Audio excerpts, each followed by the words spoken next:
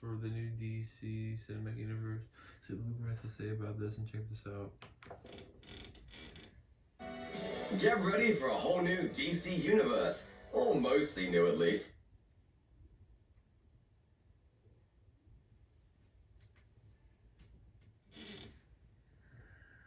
DC Studios heads James Gunn and Peter Safran have unveiled their plans for a new chapter, and it's quite a change in direction.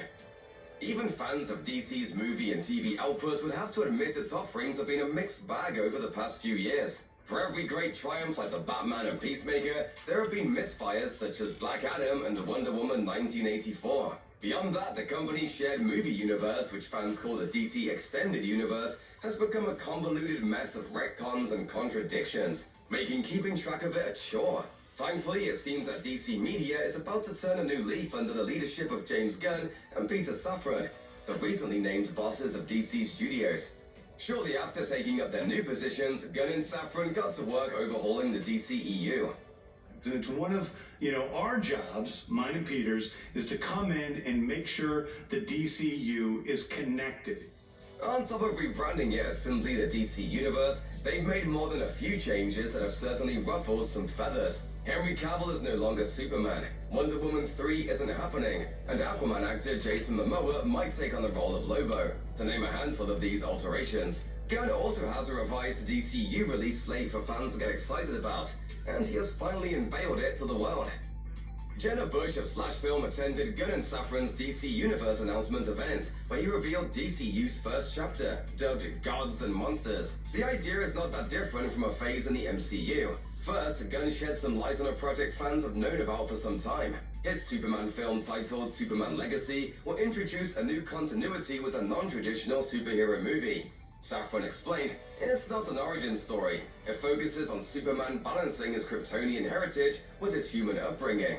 Gunn likewise shared that the DCU won't always focus strictly on good guy versus bad guy conflicts. The film aims to premiere on July 11th, 2025, though no actors have been revealed.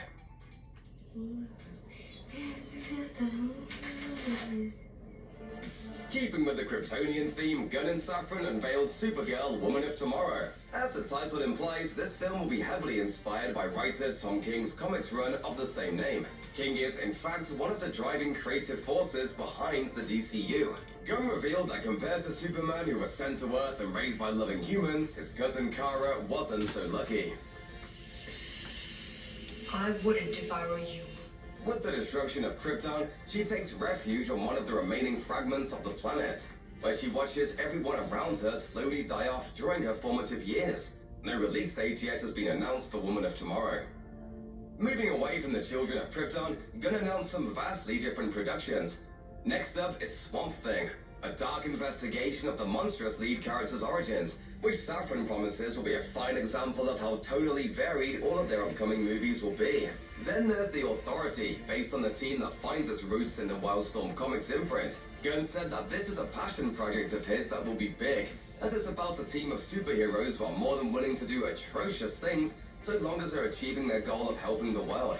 Of course, it wouldn't be a DC film discussion without some mention of the cash cow himself, Batman. In addition to confirming the continuation of director Matt Reeves' Batman franchise, Gunn and Safran are working on a separate movie called The Brave and the Bold. In quite a departure from most Batman-centric movies, this feature will center on a version of the Dark Knight as well as his son, the trained assassin Damian Wayne. Neither Ben Affleck nor Robert Pattinson will play this Batman. Expect some parallels to writer Grant Morrison's Batman comics run and the appearance of other Bat family members.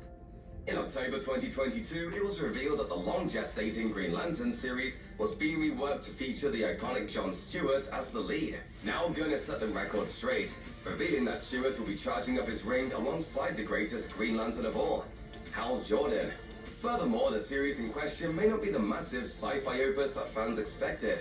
Lanterns will focus on an Earth-based mystery that gets investigated by the two aforementioned space cops. Evidently, the inspiration here will be True Detective. It's an interesting take that will definitely be a far cry from the Ryan Reynolds movie. Have you concluded admiring yourself? Yeah.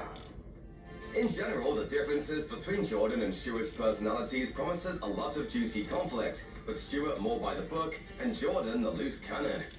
Waller will finally bring the DC Universe's most diabolical string puller into a starring role. Undoubtedly still a bit miffed to have been double-crossed by her own staff following the events of the Suicide Squad, the new standalone story in Waller is set between the first and second season of Peacemaker, and already has an impressive dynamic duo working on the plot. Script duties are being handled by Crystal Henry, who worked on HBO's Watchmen, along with Jeremy Carver, who created the recently cancelled Doom Patrol. Given that this is an Amanda Waller story, it's only fitting that all other details are classified. However, we can assume that we'll probably see her on-screen daughter and Peacemaker's best buddy, Leota Adebayo, somewhere in the mix. In a world of Kryptonians, Dark Knights, and ring-slinging lawmen, Booster Gold is an absolute sham. I was a failure in the future, just like I am here. But that's exactly why fans love him, and this will be the focus of his brand new show when it arrives. Booster Gold will see a wannabe hero from the year 24,442, who has a hard time being taken seriously. So what does he do? He nabs some highly advanced future technology, time travels to the 21st century, and makes himself out to be a big deal superhero. While talks with an unnamed actor are confirmed, no names have been mentioned. Whoever it is, it'll be great to see Booster clumsily rubbing shoulders with the true heroes of the world, dropping buckets of sweat as he worries about how long he'll be able to keep the light going. The Creature Commandos first appeared in 1980's Weird War Tales as a World War II squad made up of a vampire, a werewolf, and of course a Frankenstein's monster. Gunn's animated take on the team will see Rick Flag Sr., the father of Joel Kinnaman's character from the Suicide Squad, leading a team of motley monsters comprised of Amphibian Woman Nina Mazersky, Dr. Phosphorus, Frankenstein's monster, the Bride of Frankenstein, G.I. Robot, and even the Suicide Squad legend, Weasel. While we anticipate an animated series more akin to the bone-snapping violence action of Invincible, given the characters involved, it's fascinating to see such a niche DC property entering this new DC universe at the ground level.